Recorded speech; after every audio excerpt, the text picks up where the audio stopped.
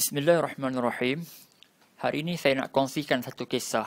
Kisah seorang lelaki yang datang berjumpa dengan seorang alim untuk bertanyakan satu soalan bahasa Arab. Jadi soalan yang ditanyakan tu adalah perkataan ini. Jadi lelaki ni dia tak faham maksud perkataan ini.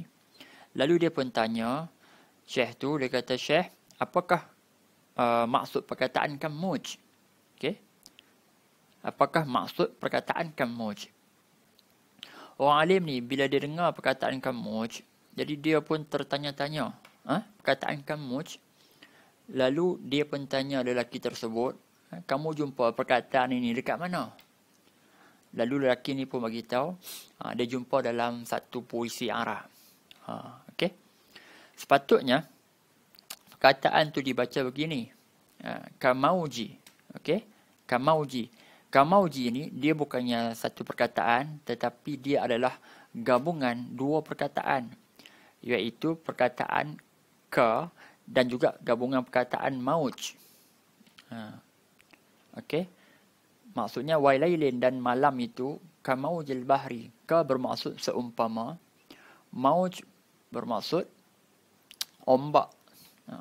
Jadi bila orang alim ni faham situasi ni, lalu orang alim ni pun bagi tahu lelaki ni, orang alim tu kata, kamuj ni dia adalah seekor lembu yang baca tapi dia tak faham. Orang alim dia nak melawak je lah kan. Seolah dia nak kata pada lelaki tersebut, lembu tu kamu lah. Okey.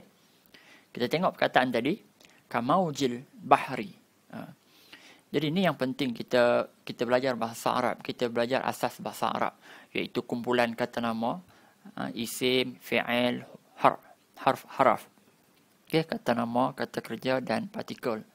Sebab bila kita belajar itu baru kita tahu. Kalau orang yang first time belajar bahasa Arab, bila dia buka kamus perkataan kamauji ni, dia tak akan jumpa punya maksud dalam kamus tu.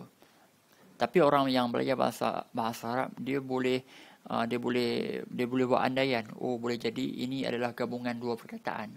Sebab tu pada peringkat awal kita belajar bahasa Arab ni, kita mesti faham betul-betul tiga kumpulan perkataan itu. Okey, kesimpulan untuk kali ni,